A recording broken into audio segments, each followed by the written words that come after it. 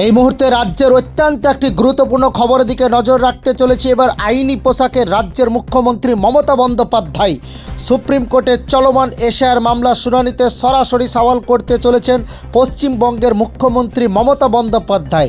এমনই খবর ঘিরে রাজনৈতিক মহলে তীব্র চাঞ্চল্য সৃষ্টি হয়েছে। সূত্রের খবর, মামলাটিকে অত্যন্ত গুরুত্বপূর্ণ বলে মনে করেছেন রাজ্যের মুখ্যমন্ত্রী নিজেই। তাই রাজ্যের স্বার্থে শীর্ষ আদালতে নিজের বক্তব্য তুলে ধরার সিদ্ধান্ত নিয়েছেন তিনি।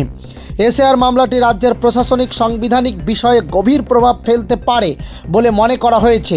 সেই কারণে আইনি লড়াইকে আরও জোরদার করতে অভিজ্ঞ আইনজীবীদের পাশাপাশি মুখ্যমন্ত্রী নিজেই মামলার গুরুত্বপূর্ণ দিকগুলি আদালতের সামনে তুলে ধরবেন বলে জানা গিয়েছে। তৃণমূল সূত্রের দাবি, কেন্দ্রের একাধিক সিদ্ধান্ত হস্তক্ষেপের বিরুদ্ধে রাজ্যের অবস্থান স্পষ্ট করতে এই পদক্ষেপ।